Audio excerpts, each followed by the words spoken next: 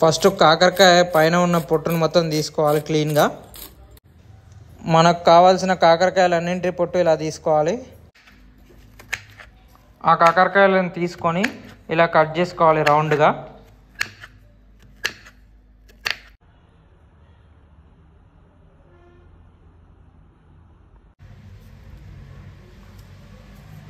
ఇప్పుడు దాంట్లో ఉన్న విత్తులు మొత్తం తీసేసుకోవాలి మనం.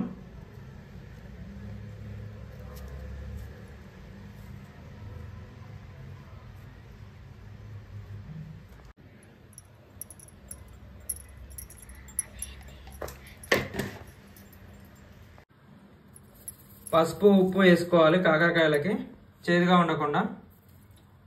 ఈ రెండు వేసుకొని బాగా కలుపుకోవాలి మనం. ఈ కాకరకాయల్ని బాగా కడగాలి ఇవన్నీ. తర్వాత స్టవ్ ఆన్ చేసుకొని దాని మీద ఒక ప్యాన్ పెట్టుకోవాలి.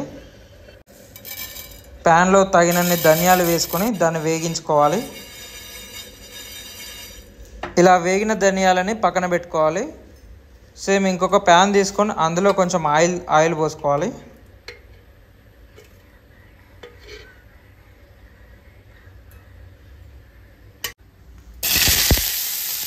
ఆయిల్ కొంచెం హీట్ అయిన తర్వాత కట్ చేసుకున్న కాకరకాయల్ని మనం ప్యాన్లో వేసుకోవాలి.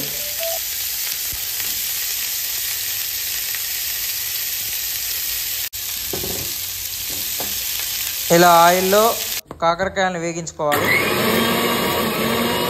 ఇలా వేగించుకున్న ధనియాలు కొంచెం సేపు చల్లగా అయిన తర్వాత మిక్సీలో పట్టుకోవాలి.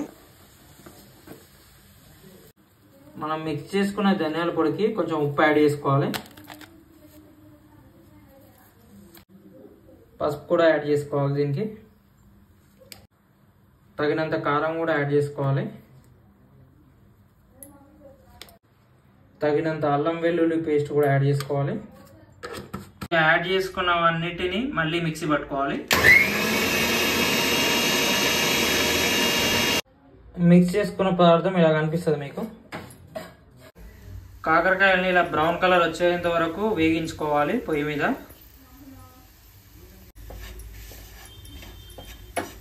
ఇలా కలుపుకోవాలి మొత్తం మిక్సీ పదార్థాన్ని. కొత్తిమీర మేము ఇంట్లోనే తయారు చేసుకున్నాం కుండీలో. ఇది తెంపి కర్రీలో వేయబోతున్నాం.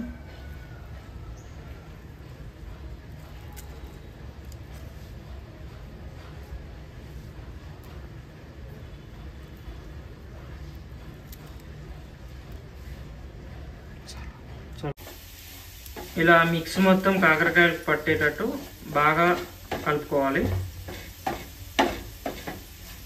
ఫ్రెష్గా తెంపుకున్న కొత్తిమీర పుదీనా యాడ్ చేసుకోవాలి కర్రీకి.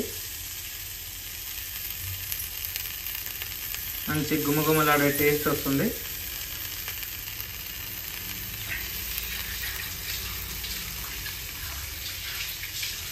చేసుకున్న పుదీనా కొత్తిమీర రెండు మంచిగా కలుపుకోవాలి.